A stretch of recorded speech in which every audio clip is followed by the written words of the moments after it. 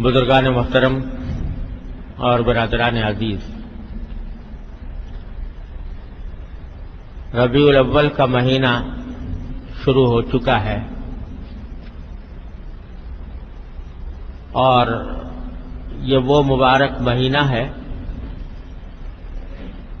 جس میں ہم سب کے آقا نامدار سید الاولین والآخرین سردار دو عالم محمد مصطفیٰ صلی اللہ علیہ وسلم اس دنیا میں تشریف لائے۔ آپ کی ولادت باسعادت اسی مہینے میں ہوئی اور اگر اسلام میں کسی شخصیت کے یوم پیدائش یا یوم وفات منانے کا کوئی تصور ہوتا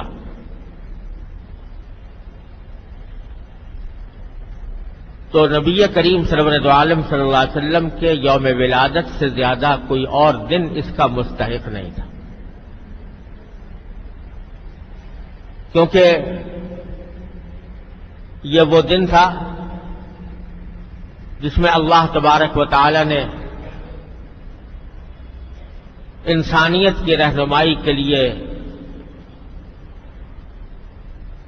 حضور نبی کریم سرور دو عالم صلی اللہ علیہ وسلم کو دنیا میں مبعوث فرمایا، دنیا کے اندر بھیجا،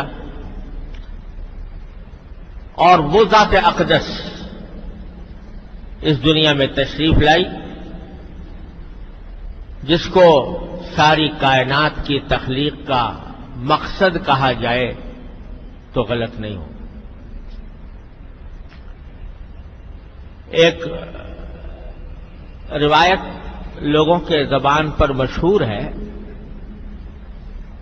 کہ اللہ تبارک و تعالی نے حضور اقدس صلی اللہ علیہ وسلم سے فرمایا کہ لولاک لما خلقت الافلاک، یعنی اگر آپ نہ ہوتے تو میں ان آسمانوں کو پیدا نہ کرتا۔ یہ روایت سند کے اعتبار سے تو یہ موضوع ہے، یعنی صحیح نہیں ہے، یہ حدیث کے طور پر درست نہیں ہے، لیکن معنی کے اعتبار سے بالکل درست ہے۔ یعنی واقعتاً حضور نبی کریم صلی اللہ علیہ وسلم کی ذات والا صفات اس کائنات کی تخلیق کا مقصد تھی۔ اگر آپ دنیا میں تشریف لانے والے نہ ہوتے تو اللہ یہ کائنات ہی پیدا نہ کرتا، نہ یہ زمین ہوتی، نہ یہ آسمان ہوتا، نہ یہ ہوائیں ہوتی، نہ یہ بادل ہوتے، نہ سمندر ہوتے، نہ یہ دریا ہوتے۔ اور اقبال مرحوم نے اس بات کو بڑی بلاغت کے ساتھ کہا ہے کہ ہونا یہ نام تو کلیوں کا تبسم بھی نہ ہو۔ ہونا یہ نام یعنی نبی کریم سرور دو عالم صلی اللہ علیہ وسلم کا نام مبارک، ہونا یہ نام تو کلیوں کا تبسم بھی نہ ہو، چمن دہر میں بلبل کا ترنم بھی نہ ہو، یہ نہ ساقی ہو تو پھر میں بھی نہ ہو، خم بھی نہ ہو، بزم توحید بھی دنیا میں نہ ہو، تم بھی نہ ہو، خیمہ افلاک کا استادہ اسی نام سے ہے، نبض ہستی تپش آمادہ اسی نام سے ہے۔ تو در حقیقت یہ کوئی مبالغہ نہیں، حقیقت ہے کہ حضور سرور دو عالم صلی اللہ علیہ وسلم اس پوری کائنات کی تخلیق کا مقصد ہے۔ لہذا جس دن اللہ تبارک و تعالی نے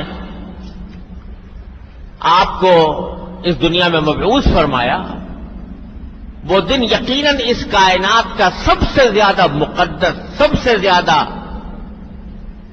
سعادت والا دن تھا، سب سے زیادہ مبارک دن تھا، جس میں سرکار دو عالم صلی اللہ علیہ وسلم دنیا میں تشریف لائے۔ تو اگر اسلام میں کسی کے یوم پیدائش منانے کا کوئی تصور ہوتا تو اس دن سے زیادہ کوئی اس بات کا حقدار نہیں تھا کہ اس دن کو ایک عید کا دن بنایا جائے، اس کو ایک جشن کا دن بنایا جائے۔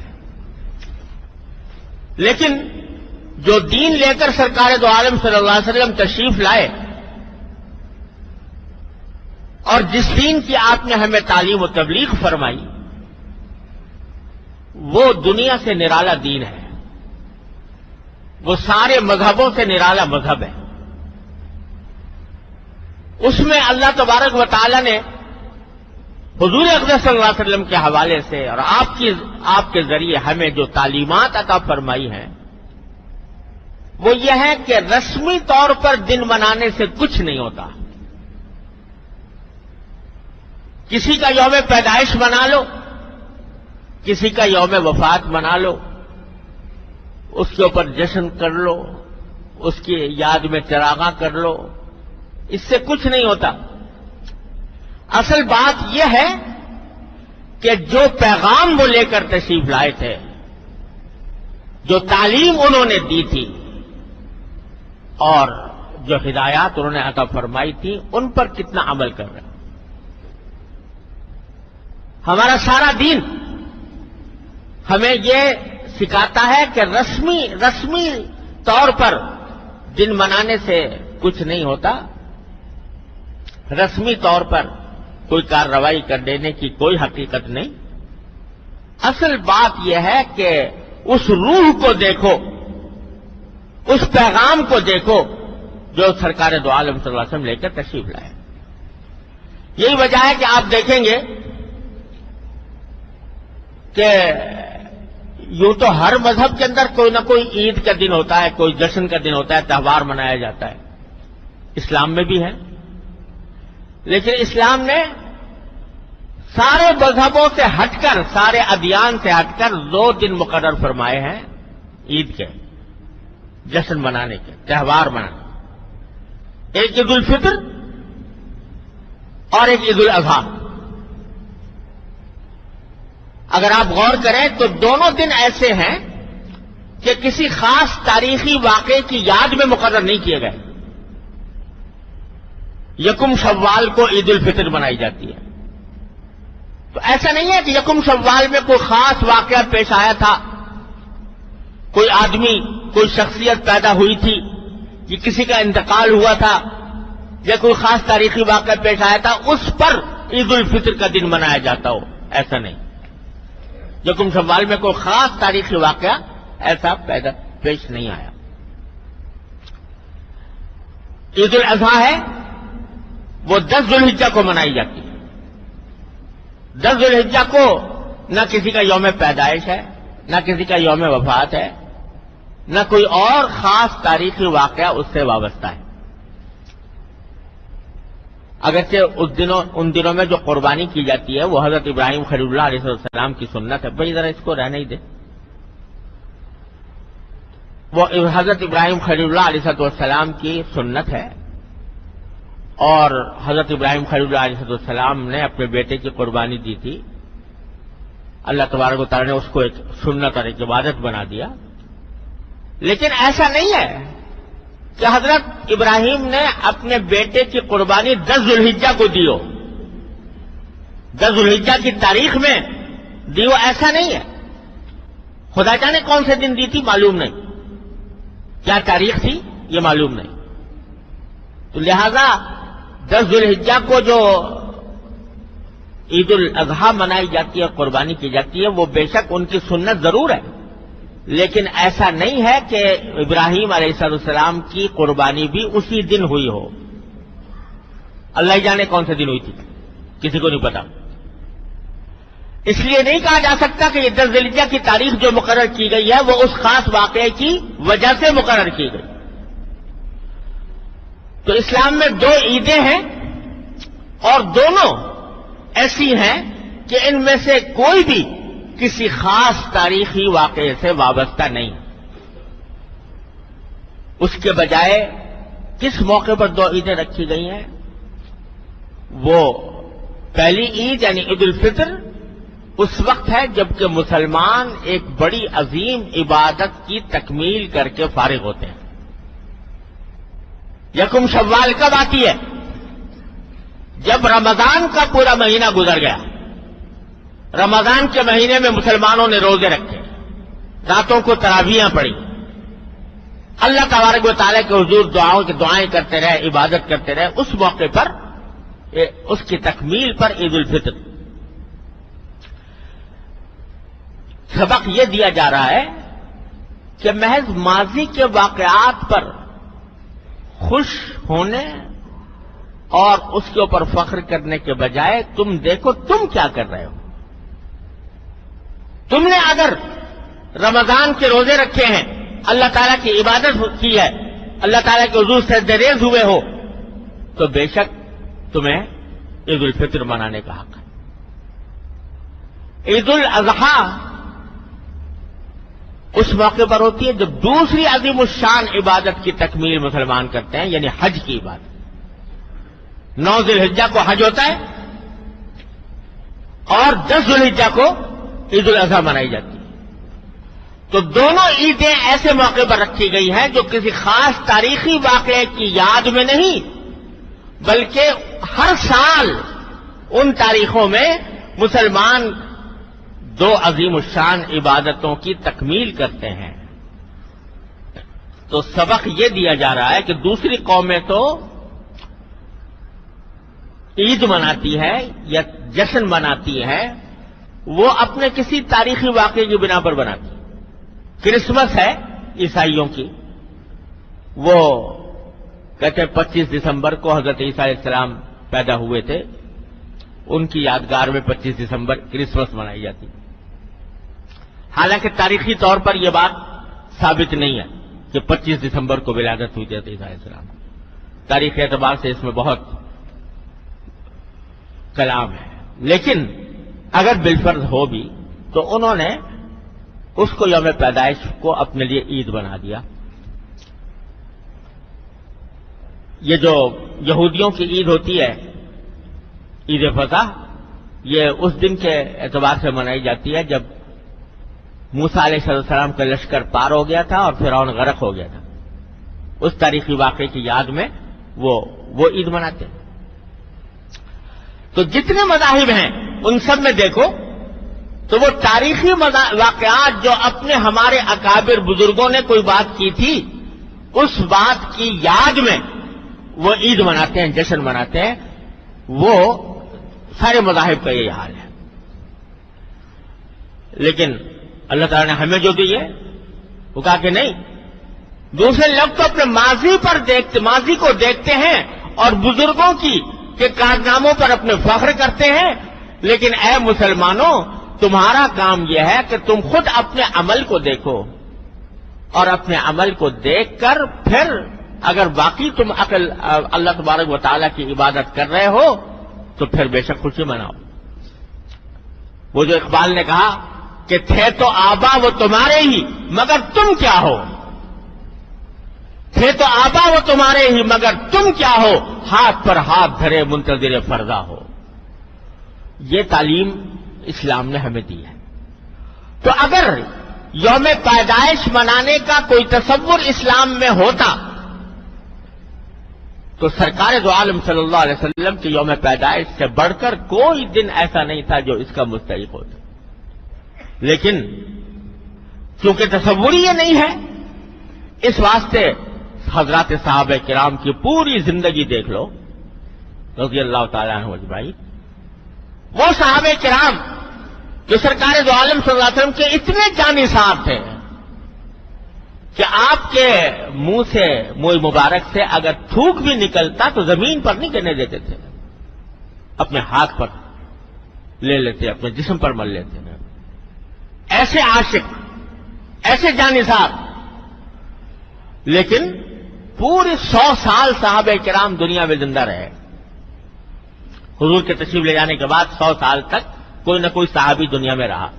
100 سال پورے ہونے کے بعد صحابہ کرام کا دور ختم ہوا، تابعین کا دور آیا۔ لیکن 100 سال کے عرصے میں کسی صحابی سے منقول نہیں ہے کہ اس نے حضور اقدس صلی اللہ علیہ وسلم کا یوم پیدائش منایا ہو کہ بھئی 12 ربیع الاول کو اللہ تعالی حضور پیدا ہوئے تو آج ایک عید منائیں. اور یہاں تک کہ آپ کے یوم پیدائش کے بارے میں یقین سے بھی کہنا مشکل ہے کہ 12 ربیع الاول. روایتیں مختلف ہیں. بعض روایتوں میں آتا ہے 3 ربیع الاول، بعض میں آتا ہے 9 ربیع الاول، بعض میں آتا ہے 12 ربیع الاول. مختلف روایتیں ہیں، لیکن یہ مختلف روایتیں خود اس بات پر دلالت کر رہی ہیں کہ امت نے اس دن کو عید منانے یا اس کو باقاعدہ جشن کے طور پر منانے کا تصور تھا ہی نہیں، لہذا روایتوں میں بھی اختلاف ہو گیا. جو اصل چیز تھی وہ صحابہ کرام نے پکڑ کر رکھی. وہ کیا کہ حضور اقدس صلی اللہ علیہ وسلم دنیا میں اس لیے تشریف لائے تھے تاکہ دنیا کے سامنے ایک بہترین زندگی کا نمونہ پیش کریں. جیسا کہ میں نے بھی آیت جو تلاوت کی کہ لقد کان لکم فی رسول اللہ اسوۃ حسنہ. خوب سمجھ لو کہ تمہارے لیے اللہ کے رسول کی زندگی میں ایک بہترین نمونہ ہے. یہ معنی ہے آیت کے لقد کان لکم فی رسول اللہ اسوۃ حسنہ. یقیناً تمہارے لیے اللہ کے رسول کی زندگی میں اسوہ حسنہ ہے، یعنی بہترین نمونہ ہے.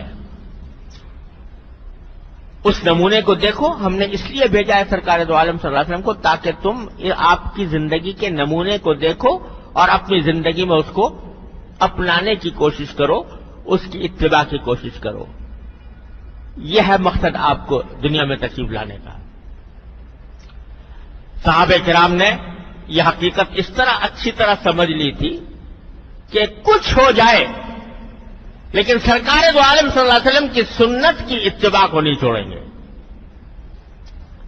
آپ کو اس دنیا میں بھیجا گیا تھا اس کام کے لیے، چنانچہ ان کا ہر روز کوئی دن خالی نہیں تھا جس میں رسول کریم صلی اللہ علیہ وسلم کی سیرت اور سنت کا بیان نہ ہو اور اس پر عمل کرنے کی کوشش نہ ہو. ان کا ہر لمحہ وہ اتباع سنت میں گزر رہا تھا. لہذا ان کو کوئی رسمی کارروائیاں کرنے کی ضرورت نہیں تھی کہ وہ رسمی کارروائی کر کے کوئی دن منائیں اور اس میں جلسے کریں اور اس میں خوشیاں منا کے چراغاں کریں. ان کے دل میں چراغاں ہو رہا تھا. ان کے دل میں تقویٰ کا چراغ روشن تھے. ان کے دل میں اتباع سنت کے چراغ روشن تھے. لہذا ان کو ان رسمی کارروائیوں کی کوئی ضرورت نہیں.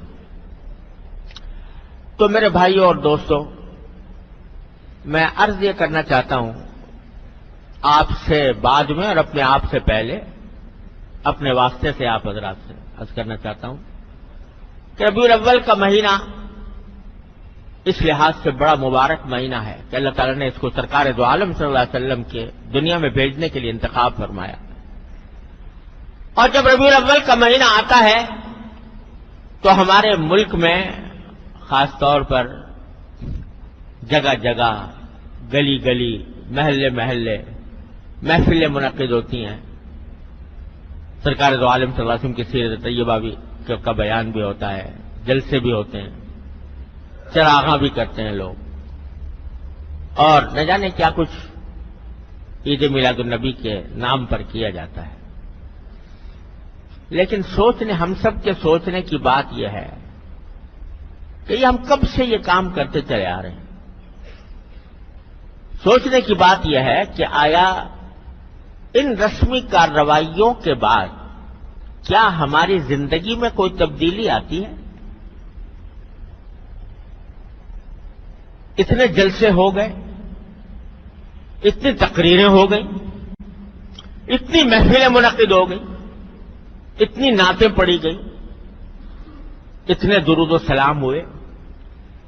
الحمدللہ حضور اقدس صلی اللہ علیہ وسلم پر ایک مرتبہ درود شریف کوئی بھیج دے تو اللہ تعالیٰ اس کے اوپر 10 رحمتیں نازل فرماتے ہیں.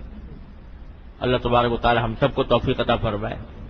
لیکن سوال یہ ہے کہ یہ سب کچھ ہونے کے بعد کیا ہماری زندگی میں کوئی تبدیلی آتی ہے؟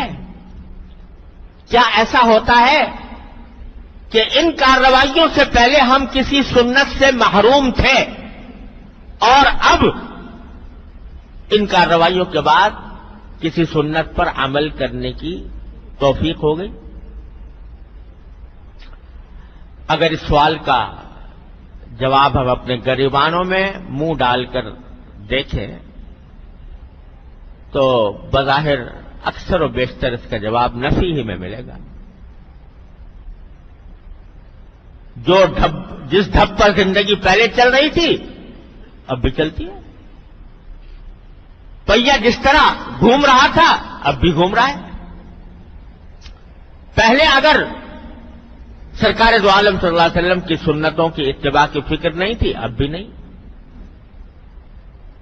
تو بتائیے کہ آیا اس بات سے سرکار دو عالم صلی اللہ علیہ وسلم خوش ہوں گے کہ میری امت کے لوگوں نے میری تعریفیں تو بہت کر لی، لیکن کیا میں جس کام کے لیے آیا تھا اور جو پیغام میں لے کر آیا تھا، جو سنتیں میں نے وضع کی تھیں، ان کے اوپر عمل میں کیا صورتحال پیدا، اس پر عمل کی طرف دھیان نہیں، تو کیا اس سے خوشی ہوگی سرکار دو عالم صلی اللہ علیہ وسلم؟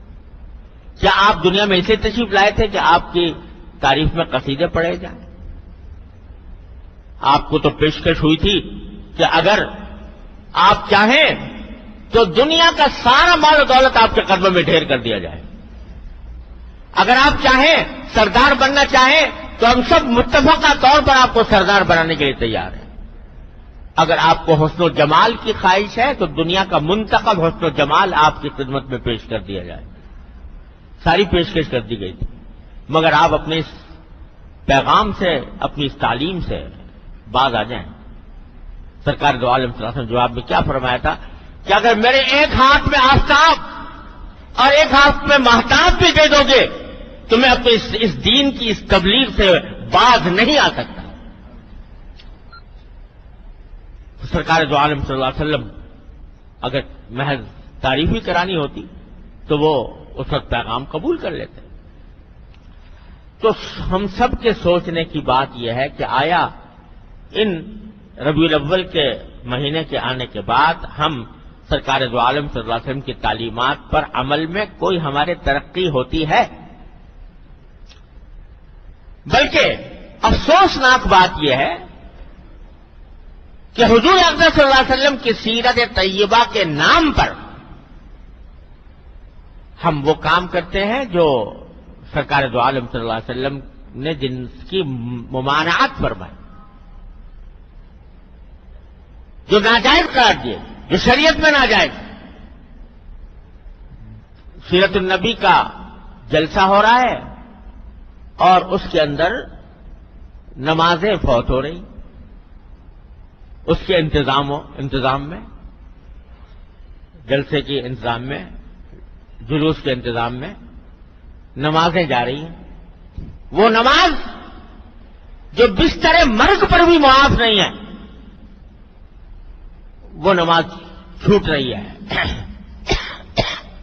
جماعت چھوٹ رہی ہے۔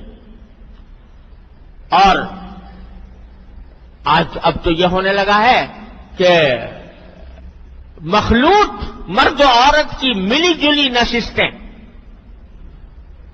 سیرت النبی کے نام پر، مرد بھی ہیں اور عورتیں بھی بے پردہ بناؤ سنگار کر کے اس محفل میں موجود ہیں۔ جس کو مٹانے کے لیے سرکار دو عالم صلی اللہ علیہ وسلم تشریف لائے تھے وہ حضور کے نام پر ہو رہا ہے۔ اور اب تو نعتیں، حضور اقدس صلی اللہ علیہ وسلم کی نعت اتنی زبردست فضیلت کی چیز ہے، سرکار دو عالم صلی اللہ علیہ وسلم کا ذکر مبارک، وہ نعت پڑھی جا رہی ہے اور موسیقی کے ساتھ پڑھی جا رہی ہے۔ جس موسیقی کے آلات کو آپ کو یہ فرمایا آپ نے کہ میں ان کو مٹانے کے لیے آیا ہوں، وہ نعتیں ہو رہی ہیں، حضور کی بظاہر تعریف بیان ہو رہی ہے اور میوزک کے ساتھ ہو رہی ہے، موسیقی کے ساتھ ہو رہی ہے۔ تو بتائیے یہ سرکار دو عالم صلی اللہ علیہ وسلم کی سیرت کے ساتھ کون سا انصاف ہے؟ یہ کتنا بڑا ظلم، کتنی بڑی دھاندلی ہے کہ سرکار دو عالم صلی اللہ علیہ وسلم کی تعلیمات کو پامال کر کے کہا جائے کہ ہم سرکار دو عالم صلی اللہ علیہ وسلم کی سیرت بیان کر رہے ہیں یا آپ کی نعت بیان کر رہے ہیں؟ تو میرے بھائی اور دوستو، ربیع الاول کا پیغام یہ ہے کہ ان رسمی کارروائیوں میں پڑھنے کے بجائے یہ دیکھو اگر واقعی سرکار دو عالم صلی اللہ علیہ وسلم کے ساتھ محبت کا دعویٰ ہے، اگر واقعتاً سرکار دو عالم صلی اللہ علیہ وسلم کے امتی ہو، تو کم از کم اس مہینے میں اتنا جائزہ لے لو کہ سرکار دو عالم صلی اللہ علیہ وسلم کی کون سی سنت پر ہم عمل کرتے ہیں اور کون سے پہ عمل نہیں کرتے، جس پر نہیں کرتے اس کے اوپر اب کرنے کی کوشش کرنا۔ بہت سی سنتیں ایسی ہیں سرکار دو عالم صلی اللہ علیہ وسلم کی کہ جن پر عمل کرنے میں کوئی دشواری نہیں، کوئی مشکل نہیں، نہ کوئی پیسہ خرچ ہوتا ہے، نہ کوئی وقت زیادہ لگتا ہے، نہ کوئی محنت ہوتی ہے، لیکن صرف دھیان کی بات ہے کہ وہ اختیار کر لی جائے، تو دھیان کی بات ہے۔ مسجد میں داخل ہوتے وقت پہلے مثلا پاؤں پہلے دایاں داخل کرو، کیا دشواری ہے اس میں؟ کوئی پریشانی نہیں، لیکن اگر دھیان نہیں ہے تو سنت سے محروم ہے۔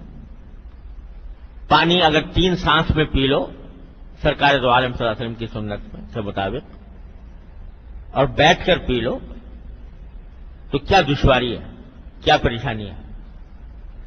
لیکن چونکہ دھیان نہیں، اس واسطے محروم ہی ہے اس سنت سے۔ کھانا دائیں ہاتھ سے کھاؤ، بسم اللہ پڑھ کے کھاؤ، آخر میں الحمد اللہ تعالیٰ کا شکر ادا کرو۔ سو تو سونے کے اندر بھی سرکار دو عالم صلی اللہ علیہ وسلم کے طریقے کو اپناؤ، اٹھنے میں، بیٹھنے میں، لوگوں کے ساتھ معاملات کرنے میں، بیوی بچوں کے حقوق ادا کرنے میں، بہن بھائیوں کے رشتہ داروں کے حقوق ادا کرنے میں، ہر چیز میں اسوہ حسنہ ہے، ہر چیز میں بہترین نمونہ ہے سرکار دو عالم صلی اللہ علیہ وسلم کی حیات طیبہ۔ تو میں گزارش یہ کرنا چاہتا ہوں کہ بھائی یہ رسمی کارروائیوں سے تو کوئی حاصل نہیں، بلکہ بہت سی رسمی کارروائیاں ایسی ہیں جو گناہ کی حدود میں داخل ہو جاتی ہیں، بہت سی ایسی ہیں جو بدعت کی حد میں آ جاتی ہیں۔ ایک مومن کا کام یہ ہے کہ وہ حضور اقدس صلی اللہ علیہ وسلم کے اصل پیغام کو دیکھے، آپ کی سنتوں کی اتباع کی فکر کرے، اور اس کے لیے میں آپ یہ تجویز کرتا ہوں کہ حضرت میرے شیخ حضرت ڈاکٹر عبدالحی صاحب عارفی قدس اللہ تعالی سرہ کی ایک کتاب ہے جس کا نام ہے اسوہ رسول اکرم صلی اللہ علیہ وسلم، اسوہ رسول اکرم صلی اللہ علیہ وسلم۔ وہ در حقیقت اسی آیت کے اوپر عمل کرنے کے لیے لکھی گئی ہے جو میں نے شروع میں پڑھی تھی کہ تمہارے لیے اللہ کے رسول کی زندگی میں بہترین اسوہ ہے، یعنی بہترین نمونہ ہے۔ وہ نمونہ کیا ہے؟ صبح سے لے کر شام تک کی زندگی میں کیا کیا اعمال ہے جو سنت کا تقاضا ہے، ان کی فہرست جمع کر دی اس کتاب میں۔ آسان الفاظ میں ہے، کوئی اس کو پڑھنے میں دشواری نہیں ہے، اس کو ہر مسلمان اپنے سامنے رکھ لے اور اس کو رکھ کر جائزہ لے اپنا کہ میری زندگی کے اندر ان میں سے کون سی سنت ایسی ہے جس پر الحمدللہ میں پہلے سے ہی عمل کرتا ہوں۔ اگر پہلے سے عمل کرتے ہوں اللہ تعالیٰ کا شکر ادا کریں کہ اللہ تعالیٰ نے یہ عمل کی توفیق عطا فرمائی، اور کون سی سنت ایسی ہے کہ جس پر ابھی تک میں عمل نہیں کرتا، اس پر عمل کرنے کی آج سے آغاز کرتے ہیں۔ تب تو بھائی ٹھیک ہے کہ بھائی ہم نے رسول کریم صلی اللہ علیہ وسلم کی سیرت اور سنت کا حق ادا کرنے کی کوشش کی، لیکن اگر جھنڈے لہرا دیے اور چراغ روشن کر دیے اور حضور اقدس صلی اللہ علیہ وسلم کے روضہ اقدس کی شبیہیں بنا لی اور بنا کر گنبد کھڑے کر لیے اور جلوس نکال لیا اور جلسے کر لیے، تو محض اس سے سرکار دو عالم صلی اللہ علیہ وسلم کی سیرت و سنت کا حق ادا نہیں ہوتا۔ اللہ تبارک و تعالی اپنے فضل و کرم سے اپنی رحمت سے ہمیں سرکار دو عالم صلی اللہ علیہ وسلم کی تعلیمات کو اس کی روح کے ساتھ سمجھنے کی توفیق عطا فرمائے اور اس پر عمل کی توفیق عطا فرمائے. وآخر دعوانا الحمدللہ رب العالمین.